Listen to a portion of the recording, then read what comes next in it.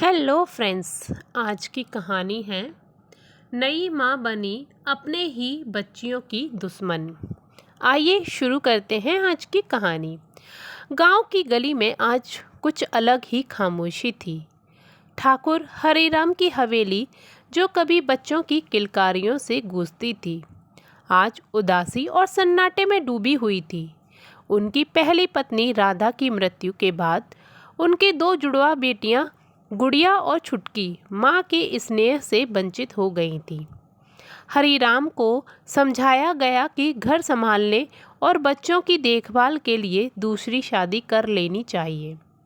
बहुत सोच विचार के बाद उन्होंने गांव की ही एक विधवा महिला से विवाह कर लिया। कमला शुरू में शांत और सुलझी हुई दिखाई दी, लेकिन जैसे जैसे समय बीता उसकी असली परतें खुलने लगी। गुड़िया और छुटकी बहुत भोली थी। उन्होंने अपनी नई माँ को सच्चे दिल से अपनाने की कोशिश की।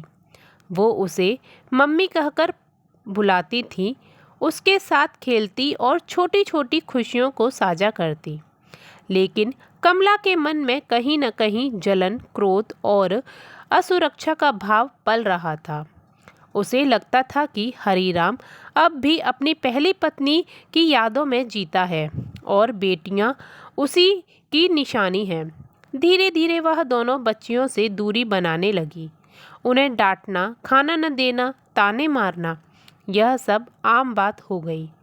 हरिराम खेतों में व्यस्त रहता, उसे घर की बातें ज़्यादा पता नहीं चलती। एक दिन कमला ने एक बेटे को जन्म दिया। राजू अब उसकी नज़र में सिर्फ वही उसका खून था। गुड़िया और छुटकी उसके लिए बोझ बन चुकी थी। राजू के जन्म के बाद तो कमला की नफरत ने विकराल रूप ले लिया था। वह बच्चियों को मारती, उसका खाना छीनती, उन्हें बाथरूम में बंद कर देती। एक दिन तो उसने गर्म दूध में मिर्च मिलाकर बच्चियों को पिला दिया। छुटकी की हालत बहुत बिगड़ गई, लेकिन डर के मारे किसी ने कुछ नहीं कहा। कमला ने अब एक और नापाक योजना बनाई। वह चाहती थी कि गुड़िया और छुटकी किसी हादसे का शिकार हो जाए, ताकि वह सदा के लिए उनसे छुटकारा पा सके। एक दिन उसने उन्हें आंगन में पास खेलने भेजा, जहां जानबूझकर एक बड़ा सा सांप छोड़ दिया गया। लेकिन सौभाग्य से गांव की एक बुढ़िया दादी ने समय रहते बच्चियों को बचा लिया। दादी ने शक किया कि हरिराम को सारी बात बता दी, लेकिन कमला ने आंसू बहाकर सबको झूठा साबित कर दिया। एक दिन गुड़िया ने स्कूल में अपनी टीचर से सब कुछ कह दिया।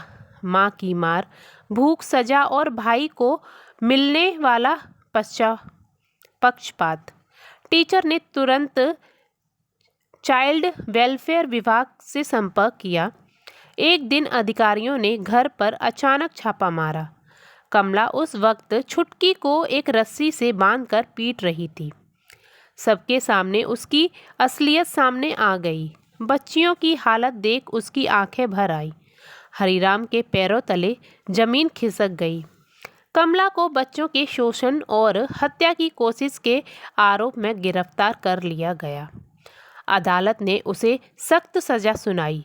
हरिराम ने खुद को कभी माफ़ नहीं किया, लेकिन उसने अब ठान लिया कि वह अपनी बेटियों को फिर कभी दर्द नहीं देगा। गुड़िया और छुटकी को अच्छे स्कूल में दाखिला दिलवाया गया और हरिराम ने उनके लिए माँ की तरह एक वृद्ध शिक्षक सरस्वती दीदी को रखा। उन्होंने बच्चियों को न सिर्फ पढ़ाया बल्कि प्यार भी दिया।